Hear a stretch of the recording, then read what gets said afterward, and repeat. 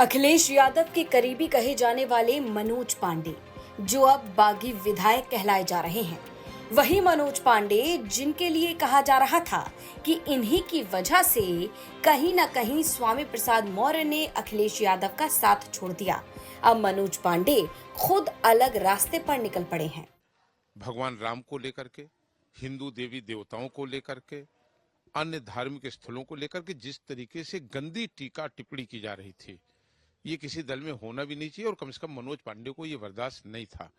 और मैंने कई बार दल में आज भी हूं और मैंने लगातार इस बात का विरोध किया। समाजवादी पार्टी को लेकर सनातन धर्म का अपमान करने की बात करने वाले मनोज पांडे की ये तस्वीर सोशल मीडिया पर वायरल है। इस तस्वीर के साथ मनोज पांडे उन लोगों को नमन करने की बात कर रहे हैं जिन्होंने राम मंदिर को सजाने और संवारने का काम किया है।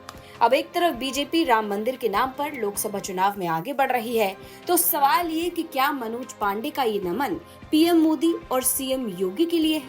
दरअसल मनोज पांडे को अखिलेश यादव का करीबी कहा जाता था, लेकिन 27 फरवरी को हुए यूपी की 10 राज्यसभा सीटों पर चुनाव में मनोज पांडे ने पाला बदल लिया। मनोज पांडे ने सपा के मुख्य सचेतक पद से इस्तीफा देते हुए एनडीए प्रत्याशी के पक्ष में वोटिंग कर दी। इसके बाद अखिलेश यादव ने कहा, अभी तक तो कद्दावर नेता लग रहे थे, लेकिन कद्दावर नेता निकले नहीं, ये बात समझ में आ गई। इसके बाद मनोज पांडे भी सपा और अखिलेश यादव पर जमकर बरसते नजर आए और कह दिया कि जिस तरह से सपा में सनातन धर्म को लेकर बातें की जा रही थी, वो उनसे सुना नहीं जा रहा था।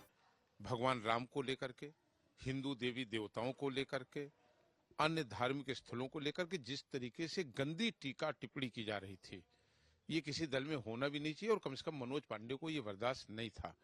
और मैंने कई बार दल में आज भी हूं और मैंने लगातार इस बात का विरोध किया। सपा से हटकर मनोज पांडे सीधा परिवार के साथ राम मंदिर भगवान श्री राम लला के दर्शन करने पहुंच गए। तस्वीरें पोस्ट करते हुए सोशल मीडिया प्लेटफॉर्म एक्स पर मनोज पांडे ने कुछ ऐसा लिखा जिससे राजनीति तेज हो गई।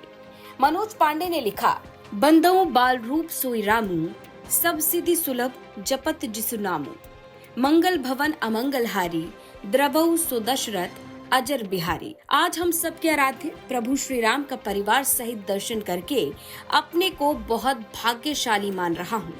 अपने परिवार रूपी ऊंचा हार रायबरेली की सम्मानित जनता के उत्तम स्वास्थ्य और कल्याण की कामना प्रभु से किया। साथ ही सदैव हम अपनी जनता की सेवा करते रहें, प्रभु हमको ऊर्जा दे।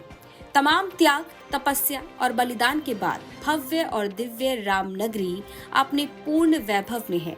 इस दिव्य धाम को सजाने और संवारने वाले महापुरुषों को नमन करता हूँ, जिनके प्रयास और प्रेरणा से ये शुभ दिन आया है।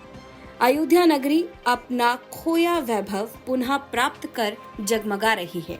भगवान श्री राम लला जी का भव्य मंदिर के भीतर दिव्य स्वरूप में दर्शन करने के उपरांत से हृदय अत्यधिक आनंदित है।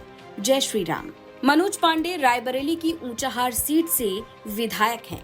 अब सवाल खड़ा हो गया कि सपा से बागी हुए मनोज पांडे क्या रायबरेली में कांग्रेस के लिए भी मुश्किल खड़ी कर सकते हैं? अब मनोज पांडे उन लोगों को नमन करने की बात कर रहे हैं और उन्हें महापुरुष कह रहे हैं जिन्होंने राम मंदिर को बनाया और संवारा है। अब इस पर आपकी क्या राय है, ये हमें कमेंट बॉक्स में जरूर बताएं। ब्यूरो रिपोर्ट, यूपी तक।